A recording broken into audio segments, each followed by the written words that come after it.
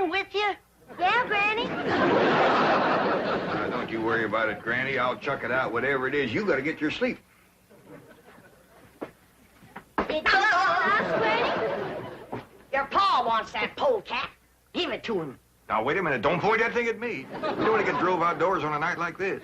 Well, don't you want him, Pa? I just want to say that Granny'd appreciate it if he'd have this little fella sleep with his own family.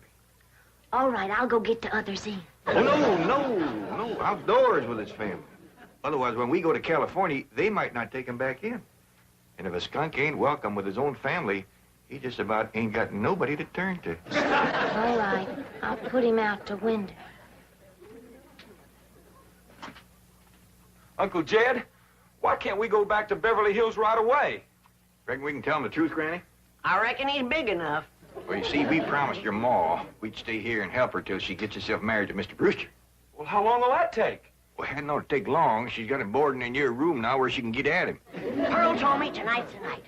She's gonna feed him into a stupor, then set him in the parlor and sing to him until he proposes. It's a powerful combination. Pearl cooking and singing. Yeah. If he can get God, Pearl will get him. Let's try this, Jeffrey.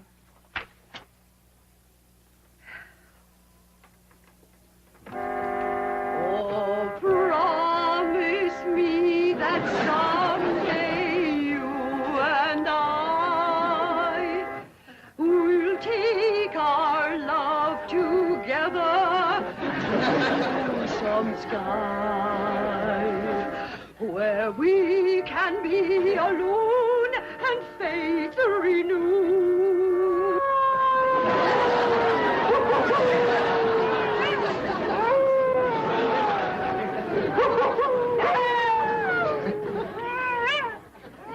Uncle Jed. Uncle Jed. What's got them wolves so stirred up tonight? Oh, but something sure is setting them off. Hey, Lane, can't sleep a wink. Go to the right, Granny. Go to the left, Granny. Boom. Them wolves keeping you awake too, Granny? He sure is. Howling goes right through you. It ain't their hollering that's getting me. They're snoring. Look for yourself.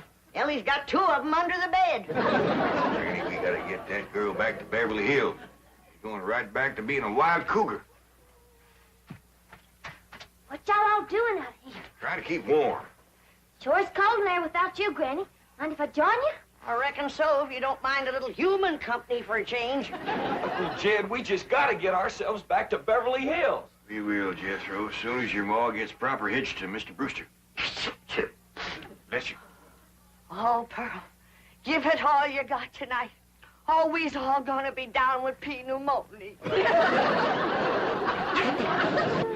Home joys divine, home joys so pure, love ever faithful, and love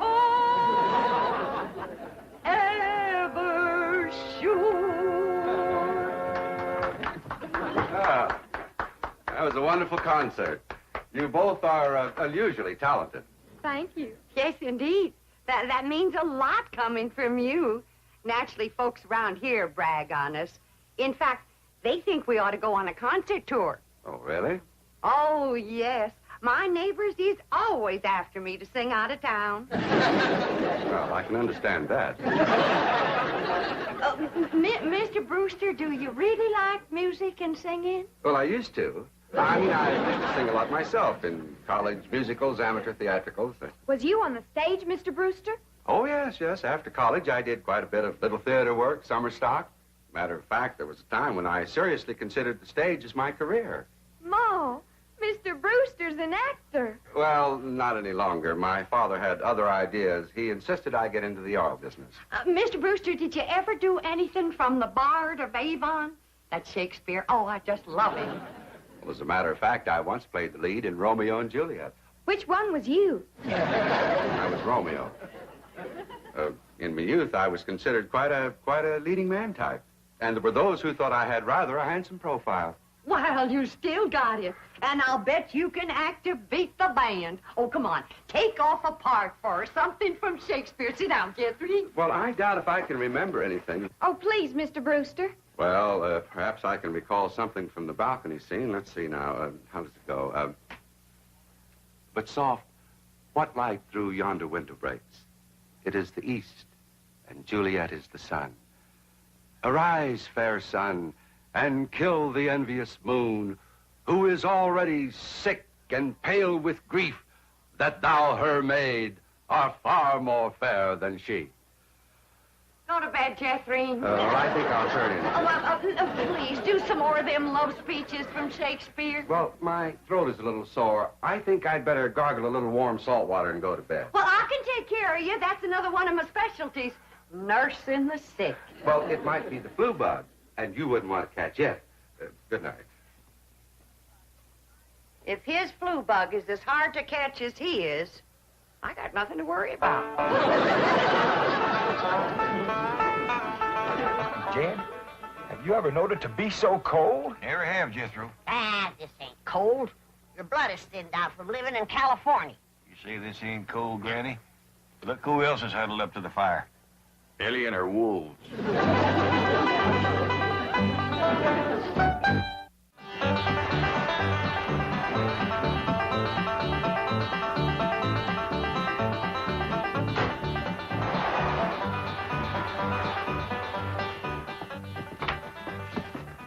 When's the wedding? I'll be married in church. Yeah, let us see your ring, Pearl. You want me to carry Mr. Brewster over the threshold for you, Ma? You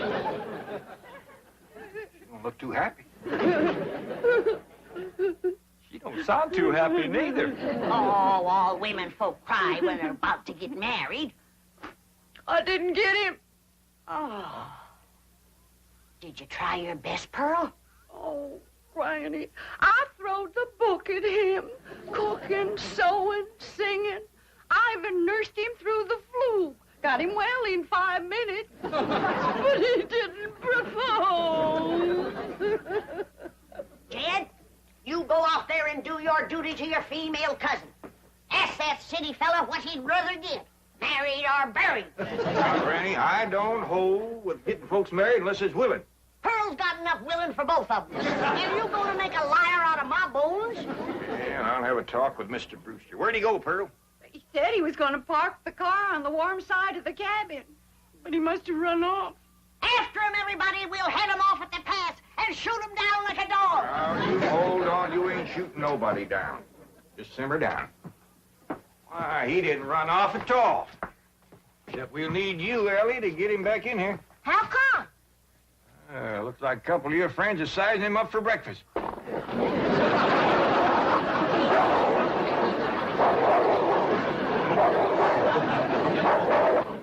Well, in all sincerity, Mr. Clampett, your cousin Pearl is a very remarkable woman. It's just that, well, I don't want to get married. Well, I understand that, Mr. Brewster, and I thank you for speaking the truth like a man. But my cousin Pearl has got herself a problem. Oh, what's that? Well, ain't no secrets in the hills. Everybody's dog knows that you've been boarding with her over at her place, and they all know she's had her cap set for you. Oh, I ain't blaming you, Mr. Brewster. Jed? Did he say yes? Can we come out now? Not yet a while, Granny. Well, if you're too chicken to shoot him, Ellie's got her wolves standing by. Mr. Brewster, in order to save my cousin Pearl from shame, I'm going to ask you to do me a big favor. Anything I can do. I want you to propose to her in front of somebody. But... And let her turn you down, of course. Oh, I see. Of course, yes, that'll save face. Pearl will know that she's supposed to turn me down. Oh, sure, we'll have an understanding with Pearl. Now, the one I think you ought to propose in front of is Elverna Bradshaw. You know, Mr. Clampett, this idea of yours is quite inspired. Oh, it's just a notion. You see, Elverna is the biggest gossip in the hills. No, really, it's brilliant. It combines drama, pathos, suspense. It has a happy ending. Great third-act curtain. It's real theater. Of course, you'll have to be convincing, so Elverna will... Convincing? Why, I'll give a performance that the people of these hills will remember as long as they live. Well, just so that... When Pearl Bodine turns down my impassioned proposal of marriage, there won't be a dry eye in the house. Well, Verna, don't cry easy. Oh, well, now, surely you're not going to waste this dramatic scene before just one person. Well, I reckon Verna's daughter... I've got it. I've got it. The movie house where Pearl plays the piano. You want to propose there? Well, it's perfect. Everybody in town will see it. Well, want to kind of shame you to be turned down in front of all them people? Well, it's just a performance. I've learned one thing in the theater. An actor always gives a better performance in front of a full house. Well, doggies, that sure is nice of you. It's my pleasure, Mr. Granny. Mrs. Bodine, Granny, come on in. Come on in, everybody. How about it, everybody? I reckon we better let Mr. Brewster tell you what's going to happen. Oh. Well, tonight at the movie house, Mrs. Bodine, while the whole town looks on, I'm going to ask you to marry me.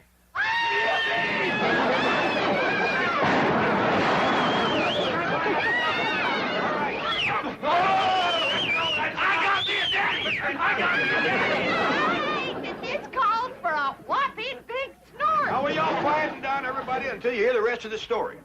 Now, Pearl, when Mr. Brewster asks you to marry him, you're going to say no. Not unless I'm as drunk as you are.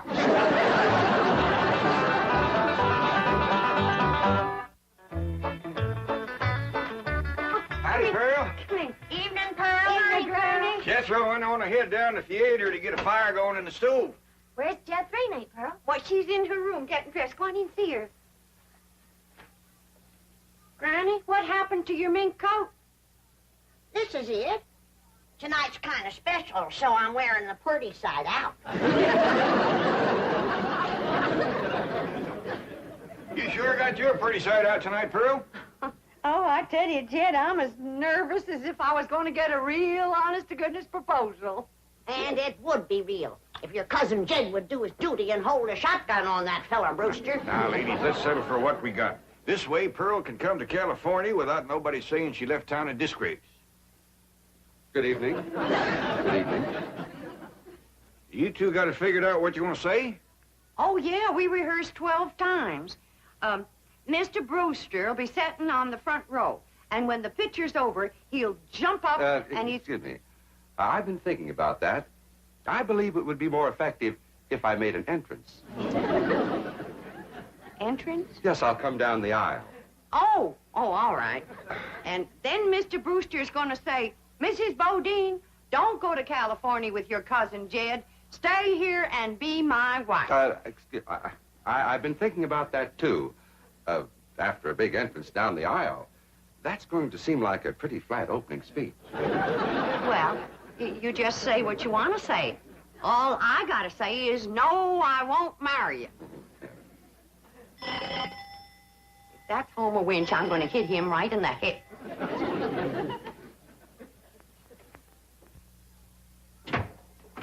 Evening, Pearl. Berna Bradshaw, what are you doing here? Well, you and me being such close friends, I just thought I'd offer to play Piany for you at the theater tonight. Why? Surely you're not going to show up and have folks whispering behind your back all during the picture. What in the world would they be whispering about?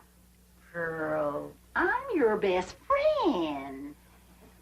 You don't have to pretend with me. The whole town knows how you've been flinging yourself with that boarder of yours.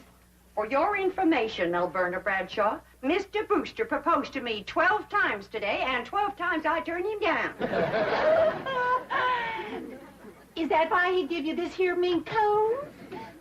'Cause you turned him down? This here mink coat was given to me by my niece, Ellen Mae Clampett. Oh, Pearl, I keep telling you, you don't have to pretend with me. I'm your best friend.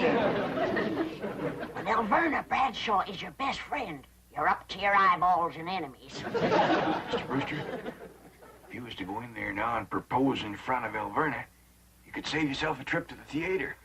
And the news would get around a heap quicker. You don't understand, Mr. Clampett. An actor needs an audience. Verna, if you don't mind, I'd like you to get out of my coat and out of my house. I'm going to be late for the theater. Pearl, take your your best friend's advice and sneak out of town quietly.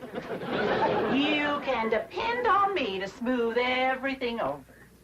Thanks for nothing.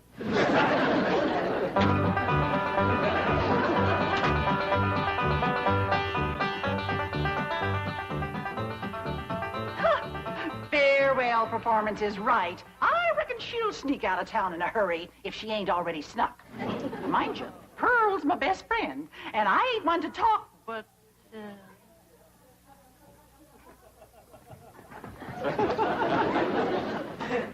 Good evening, lady. You too, Alverna.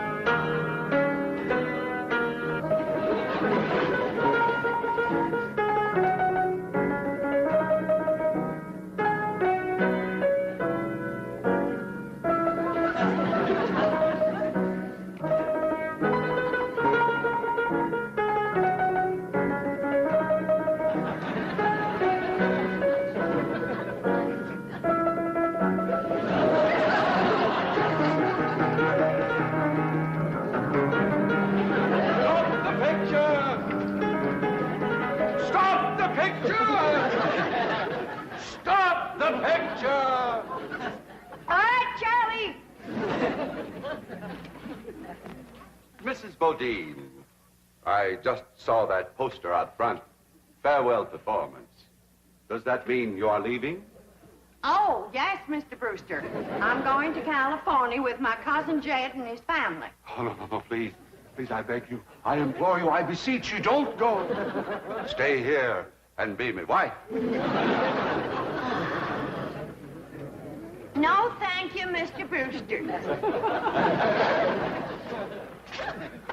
I cannot.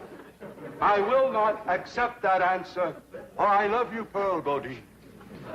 I love you with all my heart. With all my soul, I love you as no man has ever loved woman before. He's better than Francis X. Bushman. Be mine. Pearl, be mine. Come back here, Mr. Brewster. No, Mr. Brewster, my answer is no. Then life has come to an end. For what is life without love? If I was him, I'd let it go at that. Without Pearl Bodine, there is no love. Oh, me darling, oh, me precious. Say those words that will make me the happiest of men. I'm behind you. My answer is still no. Better quit while you're ahead, Mr. Brewster. Oh, how those words stabbed into me heart like cold steel. And only you, Pearl Bodine, can heal the mortal wound. Oh.